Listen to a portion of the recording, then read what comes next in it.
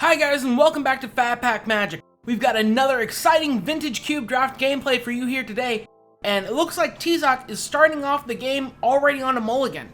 So that's going to be a little bit rough for him, but Chris seems a bit happy about this turn of events. So, finishes shuffling, Chris does the cut. Let's see what 6 cards Tizok can rustle up. Take 6, and that is definitely a snap mulligan. Oh man, no landers. Ugh.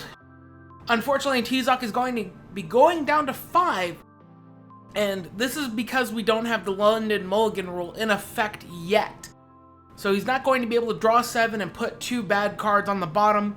However, his deck is uniquely situated to get himself out of this position because he has Time Twister. So he can go 1 drop, 2 drop, Time Twister, and effectively get himself out of that situation. So he draws 5, and write it and we'll do it live. And thing sucks.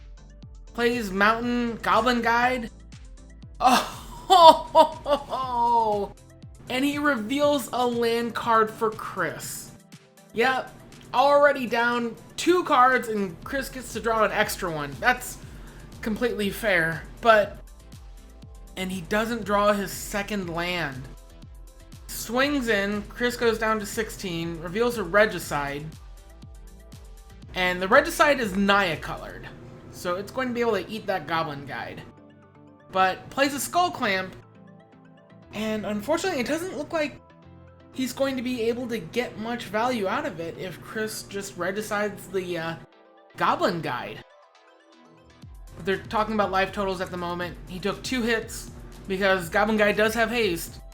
So he took 2 hits and then 1 from the Bitter Blossom, so Chris is at 15 right now. A lot of people, I mean, they miss the haste from the Goblin Guide, but that's what makes it so good.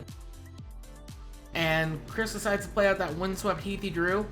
Fetching, puts him down to 14.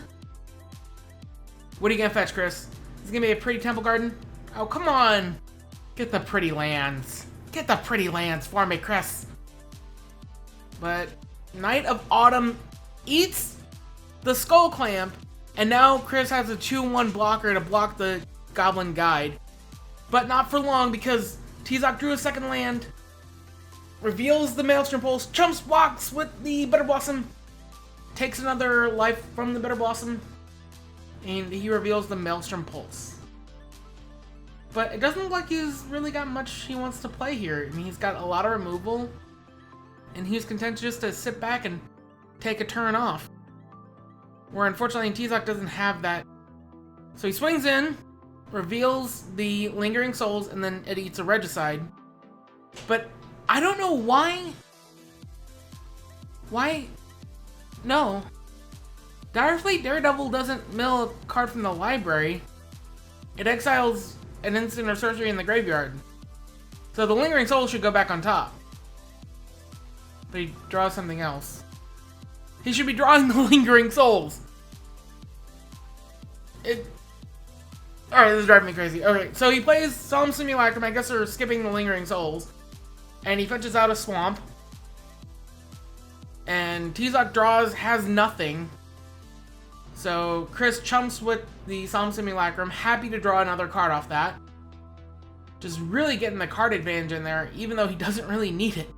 Chris has got a full grip of 7, draws the Polluted Delta, fetches again, goes down to 10, brings out the Swamp, and I guess I should refer to the unstable lands as pretty, because they are pretty. They're just not as pretty as a foil Rob Alexander Temple Garden.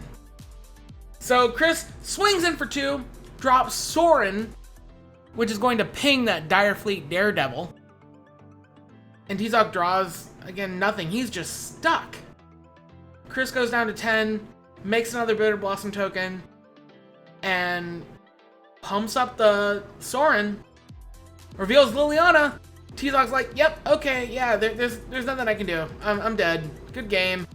But that Lingering Souls, it shouldn't have been there. I have to wonder how different the game could have gone if Chris had drawn the Lingering Souls instead of the Solemn Simulacrum, because the Solemn Simulacrum ramped him up, drew him a card deeper, shuffled the deck, it did so much that could have altered the course of that game. But that's it for now, guys. So thank you so much for watching, and we'll have more gameplay video. I know this was a short one, but Mulligan down to 5, what are you gonna do? Hey guys, thank you so much for watching. Please check out the next video. We've got more gameplay to come. But real quick, at 100 subscribers, I'm going to be giving away a signature spellbook Jace edition. It's just a small way to say thank you for all the support that you've been giving me, and I really do appreciate it. So until next time, may all your packs be fat.